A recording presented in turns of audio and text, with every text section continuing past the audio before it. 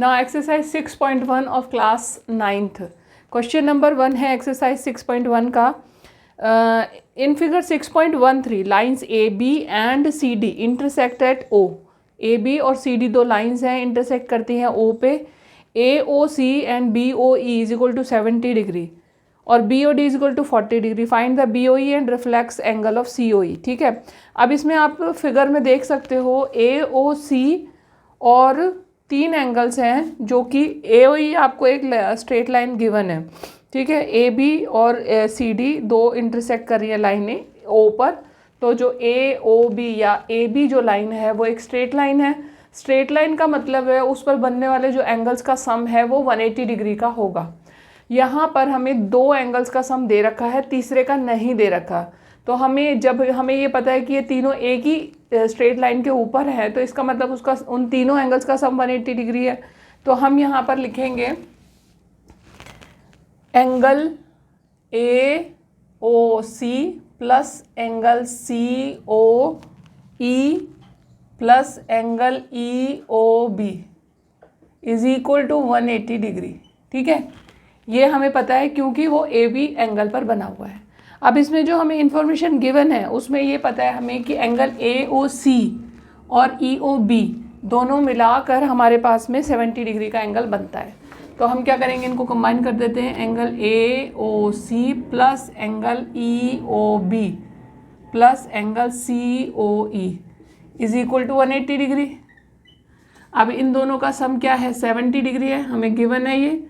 Angle C O E is equal to 180 degree हो गया। ठीक है, 70 को इधर ले जाओ।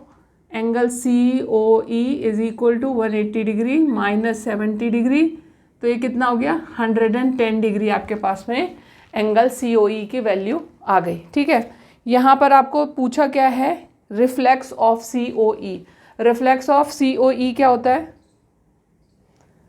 रिफ्लेक्स ऑफ सी ओ ई का मतलब होता है कि मान लीजिए किसी भी एंगल का रिफ्लेक्स एंगल क्या होता है कि मान लीजिए एंगल है इस तरीके से, ये एक एंगल है आपके पास, तो ये जो बाकी का 360 माइनस बाकी का जो रिमेनिंग पोर्शन है वो उसका रिफ्लेक्स होता है। मान लो ये एंगल है ए, तो ये होगा रिफ्लेक्स ऑफ ए। ठीक है, तो ये हम कैसे निकालते हैं, एंगल को 360 डिग्री में से सब्ट्रैक्ट करके हम वो एंगल फाइंड आउट करते हैं, क्योंकि जो ये पूरा सर्कल है ये 360 डिग्री का होता है। और इसमें से अगर हम इस पोर्शन का रिफ्लेक्स निकालना चाहते हैं तो इसको निकाल कर इसे सब्ट्रैक्ट करके बाकी जो पोर्शन बचेगा वो उसका रिफ्लेक्स हो जाता है।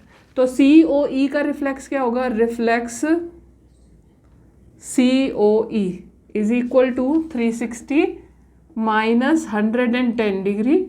तो 360 माइनस 110 मतलब आपके पास में कितना आ गया, 052 250 डिग्री आपके पास में आ गया reflex of angle C O ई। अब दूसरा पोर्शन है, एक है आपके पास में एंगल बी ओ ई, आपको फाइंड आउट करना है।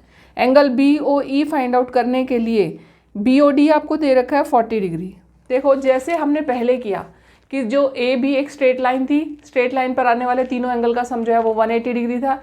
सिमिलरली अब जब हमें B O E find out करना है तो हम उसके लिए स्ट्रेट लाइन जो है वो सी डी को मान लेंगे। मान क्या लेंगे, हमें वो गिवन है तो हम उसे ले लेंगे।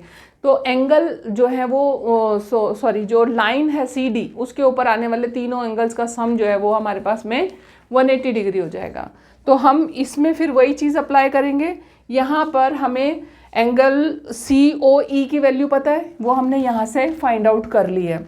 दूसरी एंगल बी ओ डी की वैल्यू हमें गिवन है 40 डिग्री। क्या है हमारे पास में, एंगल बी ओ डी की वैल्यू कितनी है, 40 डिग्री है, ये हमें गिवन है।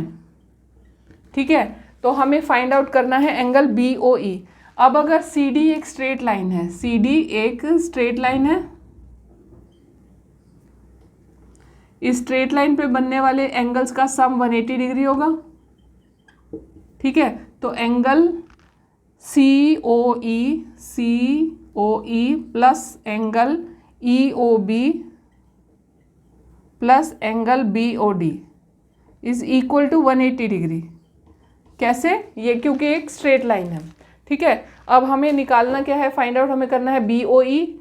सी ओ ई हमने यहाँ पर निकाल लिया है, बी ओ डी हमें गिवन है, इन दोनों को की वैल्यू हम यहाँ पुट कर देंगे। 110 degree plus EOB plus 40 degree is equal to 180 degree. ठीक है, बचा क्या, EOB प्लस यहाँ पर कौन कितना हो गया 150 degree is equal to 180 degree.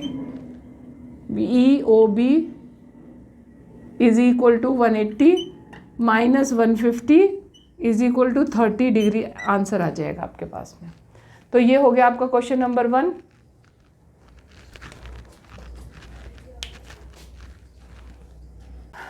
Now question number 2।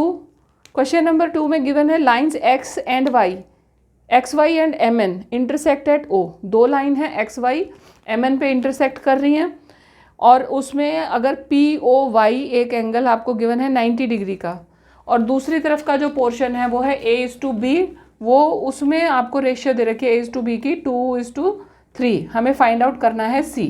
अब जब फिगर को आप ध्यान से देखो तो जब हमें पहले से ही एंगल दे रखा है POY = 90 डिग्री और एक स्ट्रेट लाइन के एंगल्स का सम होता है 180 डिग्री, तो दूसरी तरफ का जो एंगल, जो रिमेनिंग एंगल है, वो तो अपने आप ही 90 डिग्री का हो जाएगा। तो हम यहाँ पर लिखते हैं सबसे पहला काम है हमारा, 3 एंगल्स हैं, angle XOM plus angle MOP plus angle POY is equal to 180 degree.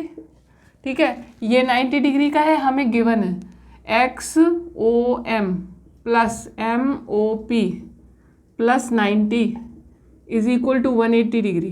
ठीक है, ये हमने यहाँ पर लिख दिया XOM plus angle MOP is equal to 180 minus 90 is equal to 90 degree. ठीक है, अब इसमें हमारे पास में जो ये रिमेनिंग पोर्शन है उसके दो पार्ट है, उन दोनों पार्ट का सम हमारे पास में 90 डिग्री है और उन दोनों की जो रेशियो है वो है हमारे पास में 2:3। मान लीजिए ये A है, ये B है, ये जो गिवन है उसके अकॉर्डिंग ये A है, ये B है, तो मैंने इसे लिखा B plus A is equal to 90 degree. ये गिवन है हमें डायग्राम में, जो हमने वही नाम यहाँ पर यूज़ कर लिए। ठीक है, अब यहाँ पर इन्होंने जो रेशियो दे रखी है वो क्या दे रखी है, A/B is equal to 2:3 ratio given है यहाँ पर। हमें अब 90 डिग्री का जो सम है टोटल, दोनों एंगल का जो सम है वो है 90 डिग्री और उनकी रेशियो है आप में 2:3, तो हमें 90 डिग्री को 2:3 की रेशियो में डिवाइड करना है। ये सब आपने अपने प्रीवियस क्लासेस में पढ़ा हुआ है कि रेशियो को किस तरह से यूज़ करते हैं। यहाँ पर जब मैं A का पोर्शन निकाल रही हूँ तो मैं A की जो करस्पॉन्डिंग रेशियो है वो मैंने लिखी 2, ऊपर से मैंने नीचे उसके लिख दिया सारा इसका जो जितने भी नंबर्स थे हमारे पास में रेशियो में उनका सम 2 + 3 5 मल्टीप्लाई जो एक्चुअल वैल्यू है जिसे हमने रेशियोज में डिवाइड करना है वो है 90 डिग्री। ठीक है, तो ये हो गया आपके पास में 5 से अगर आप 90 को कैंसिल करोगे तो आपके पास में क्या आएगा, 5 × 1 = 5 और 5 × 8 = 90 हो जाता है, वो सॉरी 5 × 8 = 40 हो जाता है, तो ये 18 डिग्री आ गया, 18 × 2 = 36 डिग्री हो गया। तो ये हो गया आपके पास में A का पोर्शन और B का पोर्शन क्या होगा, 3/5 मल्टीप्लाई 90, काट दो इसको, 18 degree is equal to 54 degree. ये आपके पास में आ जाता है आंसर। ये जो रेशियोज हैं ये आपकी A और B की वैल्यूज़ आपके पास में आ गई। ठीक है, अब हमें फाइंड आउट क्या करना है, एक्चुअली हमें C फाइंड आउट करने के लिए बोला गया है। तो C फाइंड आउट करने के लिए B का होना बहुत ज़रूरी है। क्यों? क्योंकि जो MN हमें गिवन है कि एक स्ट्रेट लाइन है, स्ट्रेट लाइन पे बनने वाले एंगल्स का सम 180 डिग्री होता है। उस प्रॉपर्टी को हम यूज़ करके यहाँ पर C की वैल्यू निकाल सकते हैं अगर हमारे पास में B की वैल्यू हो ऑलरेडी। तो हमने यहाँ पर रेशियो यूज़ करके B की वैल्यू तो निकाल ली, 54 डिग्री वो हमारे पास में आ गई। अब इस B की वैल्यू को प्लस करके C के साथ में हमारे पास में 180 डिग्री बन जाएगा। कैसे, B + C is equal to 180 degree. क्यों? क्योंकि जो लाइन है जिस पर ये बने हुए हैं MN is a straight line. ठीक है, स्ट्रेट लाइन पे बनने वाले एंगल्स का सम हमेशा 180 होता है। B की वैल्यू हमने यहाँ से ले ली 54 degree plus C is equal to 180 degree. C की वैल्यू क्या आ जाएगी, 180 -54 डिग्री। कितनी आ जाएगी आपके पास में ये वैल्यू? ये आ जाएगी 6 और 12, 126 आपके पास में वैल्यू